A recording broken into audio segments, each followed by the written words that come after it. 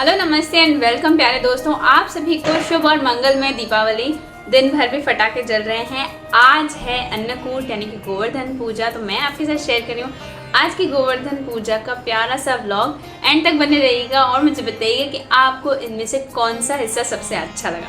गोवर्धन पूजा का ये दिन आज गोवर्धन पर्वत की पूजा यानी कृष्ण के दूसरे रूप पर समर्पित है। वैसे तो सुबह सुबह मैं ये DIY के काम बिल्कुल नहीं करती हूँ, पर आज का दिन इसलिए क्योंकि इसकी ऑयल पेंट का सेकंड कोट बाकी था। कार्तिक का भी महीना है और दीपावली के शुभ दिन भी चालू हैं, तो सबसे पहले खुद स्नान करना है, शुद्धि करनी है और फिर कान्हा जी के उठने का समय हो गया है। वैसे तो चरणामृत से नहीं नहलाते, पर आज गोवर्धन पूजा के दिन भगवान को दूध और दही इन सब चीज़ों से स्नान करवाते हैं। ठाकुर जी का स्नान आदि और उनके वस्त्र बदलना ये मेरे एवरीडे रूटीन में है। आज उनको नए वस्त्र पहनाएंगे क्योंकि आज गोवर्धन पूजा है। स्नान आदि वस्त्र बदलने के बाद ये सुगंध की सेवा होती है, यानी भगवान को इत्र लगाते हैं, धूप दीप जलाते हैं, फूलों के साथ उन्हें सजाते हैं। तो ये होती है ठाकुर जी की सुगंध की सेवा। अन्नकूट वाले दिन पे तरह तरह के व्यंजन बनाकर बिल्कुल पहाड़ सा बना के अन्न का भगवान को अर्पण किया जाता है, यानी बहुत सारा खाना और प्रसाद बनाकर अर्पण किया जाता है। तो मैं इतना ज़्यादा तो नहीं बना पाऊँगी, लेकिन आज के दिन के लिए मैंने सोच रखा था कि 56 भोग की तैयारी ज़रूर करेंगे।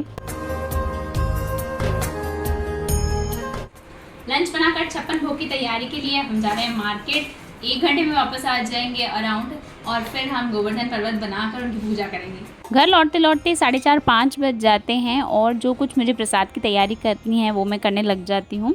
56 भोग यानी कि 56 व्यंजन बनाने तो ज़रूरी नहीं हम हर चीज़ बनाएं।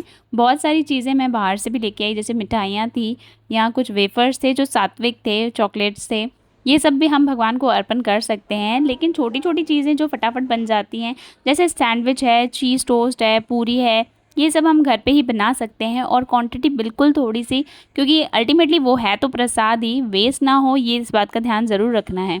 तो अब मैंने सीरा, चूरमा और पूरी ये सब चीज़ें बना ली हैं। एक तरफ किचन में मैं प्रसाद बनाते जा रही हूँ और दूसरी तरफ बच्चे हैं वो प्लेट सजा के रख रहे हैं पूजा के लिए। अब 56 भोग परोसना चालू कर दिया है।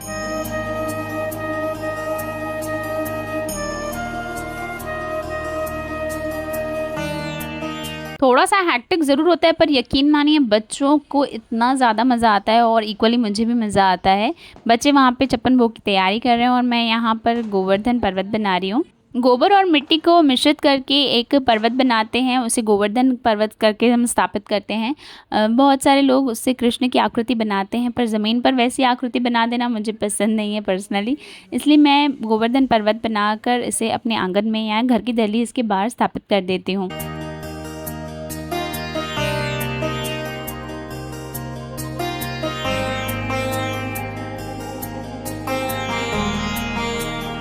दूध, फल, सूखे मेवे, मिठाई, पेड़ा, वेफर्स, चॉकलेट्स, बहुत सारी चीज़ें मिलाकर कुछ मैंने घर पे बनाई, कुछ बाहर से लेके आए। अब बस 56 भोग कंप्लीट होने की कगार पे है और मैं काउंटिंग कर रही हूँ कि कितने हुए। लास्ट में 4 आइटम्स मुझे कम पड़ जाते हैं, पर थोड़े कैबिनेट्स टटोलने के बाद मुझे एक आध चीज़ें मिल ही जाती हैं। तो इस तरह से मेरा 56 भोग कंप्लीट हो जाता है।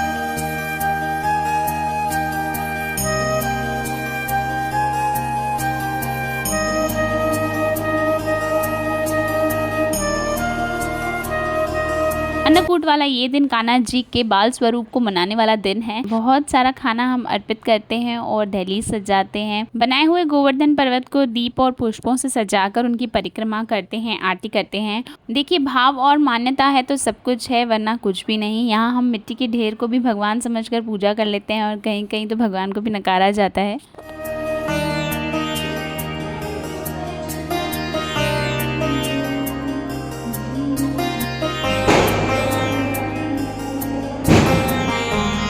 पूजा आदि करके अपने आप को ही संतोष देना होता है। देखिए, एक फ़ायदा ये भी है कि आपके घर में पॉजिटिव वाइब्रेशंस रहती हैं और आप अपना मन कहीं और नहीं अपनी इन रिलीजियस एक्टिविटीज़ में लगाते हो, तो फालतू बातों या एक्स्ट्रा जो चीज़ें हैं, जो नकारात्मक चीज़ें हैं, वो आपके दिमाग में बिल्कुल नहीं पड़ती। मुझे तो इन सब चीज़ों का बहुत ज़्यादा फ़ायदा पड़ता है। बस यही एक रीज़न है कि मैं ये सब करती हूँ।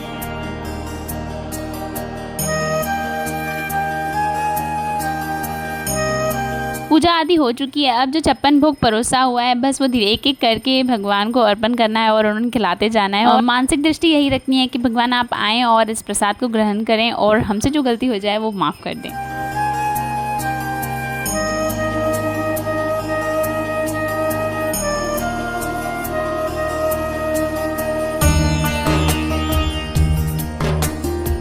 मिठाइयाँ और चीज़ें खिलाते वक्त मुझे चींटियों ने बड़ा परेशान किया, बार बार घेरा करके आ जाती थी। तो मैंने एक छोटी सी झाड़ू जो धनतेरस पे ली हुई थी ना, उसी से ही टेबल क्लीन करते जा रही थी। फैक्ट जो मैं आपके साथ शेयर कर रही हूँ। हालांकि खाना सारा शुद्ध और क्लीन था। तो ऐसे ही मौज मस्ती और बच्चों की एनर्जी के साथ हमारा ये प्यारा सा दिन ख़त्म होता है।